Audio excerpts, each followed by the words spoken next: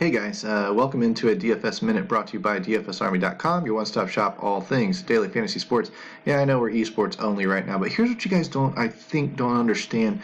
The community is still open, and we're talking about, coronavirus, but we're also talking about stock trading and timing the market. We have professional former day traders in our community that are giving generic strategy tips.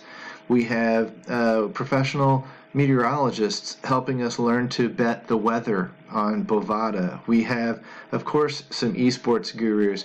We have a ton of other people that are talking everything you can possibly imagine, from life to sports to gambling to whatever. And that's what the community does. People, I think, get the wrong impression that we are only sports and therefore there's nothing to do right now. We're just as busy inside. It doesn't make much sense to advertise outside right now because nobody's looking to join anything. I'm throwing this out there because here's a tip for you. You could easily join us right now using the promo code esports, and you get $20 for your first month of all VIP, all the tools, all the coaching, all the discussion, everything. Every month after that, you get the 20% off discount, $39.99 a month. And that sounds great. What nobody is figuring out is that we have a pause feature. You can join today, pay the $20, go into your account, click pause, and play indefinitely until the coronavirus stuff passes over. And then when you unpause your membership, you'll roll right into the $39.99 a month that is the 20% off promo code that everybody's got. So you kind of get in for half price. You pause. If this coronavirus thing stretches out 2 months, 3 months, 4 months, you've got our Slack channels that are basically free information for free. And then when the tools come back on because the sports come back on, boom, you click on pause, and now you're cruising right along with the member, but you got a bunch of months for free. Seriously, people, you gotta use your head a little bit. It's not hard. We've set the system up to be exploited on purpose. Anywho, come on in and take a look at us, because what I'm going to talk about right now is a little bit of MLB and stacking. We're supposed to be opening day today, but instead, we've got coronavirus stuff to deal with. Let me show you a little something. I was going through an article or two, and it just kind of blew my mind. I looked through the box scores, right? And I should be on June 1st, actually. June 1st, 2019. Kind of the middle of the season, not spring, not summer, whatevs. Let's look at the Minnesota-Tampa Bay box score. What I'm looking for is just how likely is it that the key pieces of that stack in Minnesota scored 6 runs. Could be okay, right? Are they next to each other? Well, okay, sort of. There's a big game. Oh, okay. So there's your 2, 3, 4 stack. Probably worked out okay. Maybe nothing here, and then down here is a good one. So if you picked a 4 stack in this game, 2, 3, 4, 5, no. 1, 2, 3, no. Why is it hitching on me? That's pissing me off. But you've got to have these couple of guys down here, or you've got to have these couple of guys here. There's plenty of gaps in between these guys, so it doesn't make any sense to me. Sorry for the jumping. I don't know why it's doing that. But if I look at another score, Cleveland, and I look for the same thing, the scoring is not bunched up.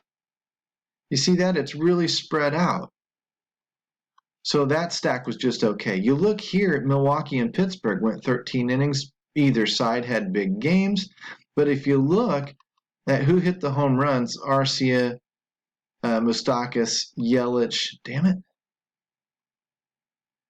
Yelich and Hira and Moustakas. So if I look at those guys, there's Arcia, Hira, Moustakas, and Yelich, every other spot in the lineup.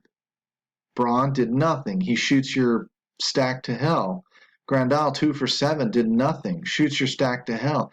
You didn't have them back to back to back to back. So why are we advertising that you should be stacking 1, 2, 3, 4 or 3, 4, 5, 6? Or really and truly, it shouldn't matter all that much, which is why I've kind of been advocating for a couple of years not to worry so much. Get them kind of close to each other. You don't want a gap of, like, say, 3 spaces in between them.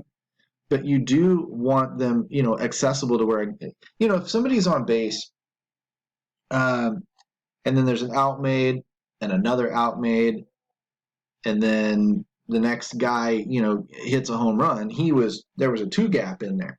So Newman and Bell are correlated, believe it or not.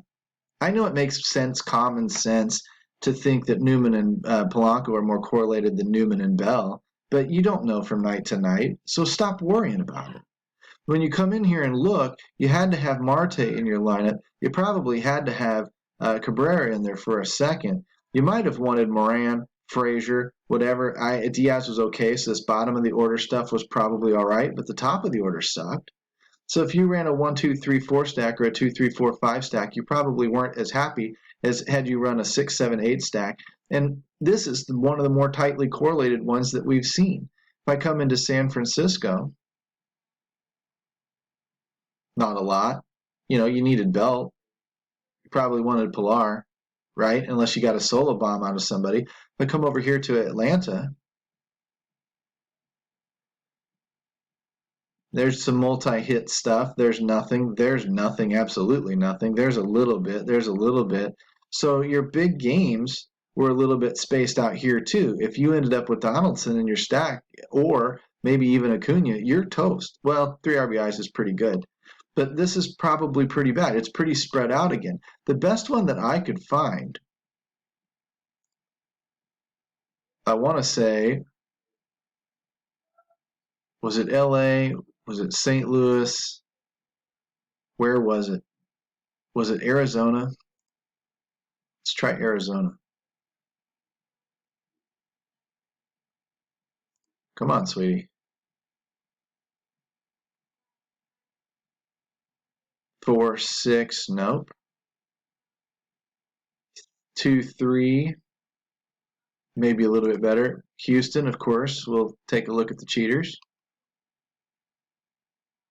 There, Gurriel wrecked that stack, but Brantley, Reddick, Chirinos did okay. How do you end up with a Brantley, Reddick, Chirinos stack and no Gurriel in it?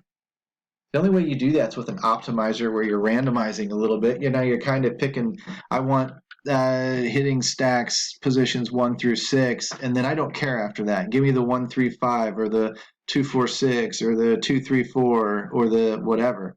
You're going to end up somewhere getting a 2, 4, 5 or something like that, or a 3, 5, 6 or whatever, and that's how you're going to combat that one. I wish I could find what I was looking at here. There were a couple that were kind of back to back. I mean, even St. Louis is scattered here. 3, 2, 2 with 1 offs in between. It doesn't help much. There's not a lot going on here. Maybe it was Miami. Kind of made me want to do the video. Yeah, well, 6, 7 was okay. But I was looking at some numbers earlier and I was finding pairs.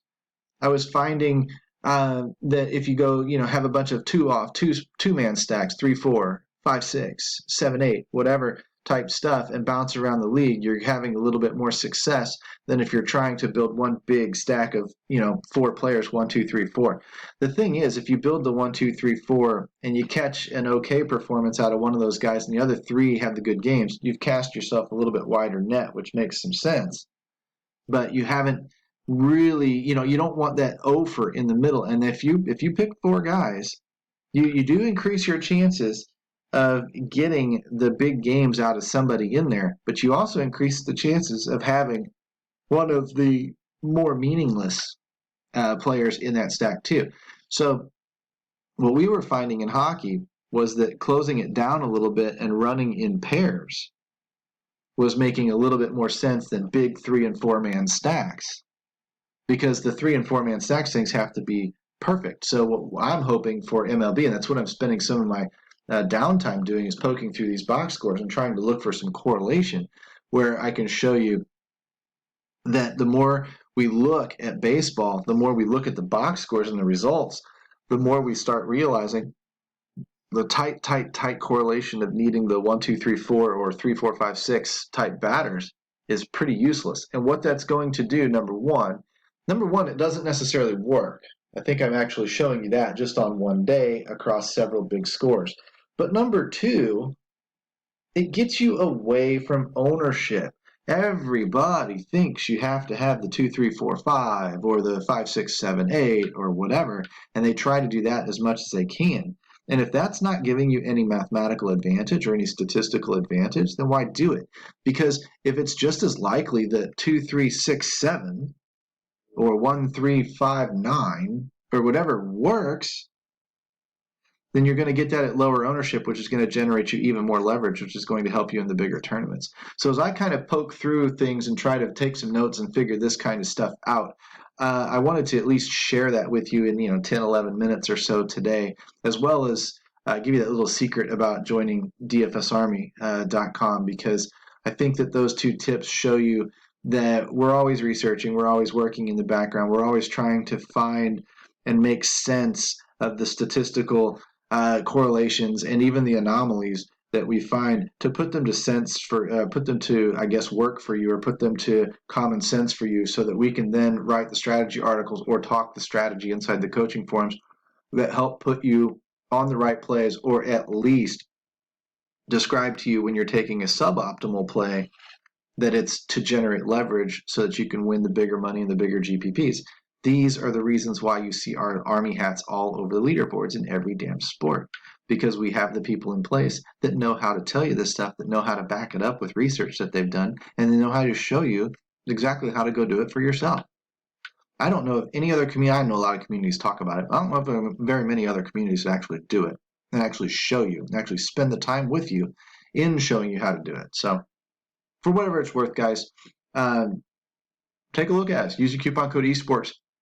Pause your membership the very next day and ride the charity train until the sports come back and it's time to unlock your pause and get back to business and winning these GPPs.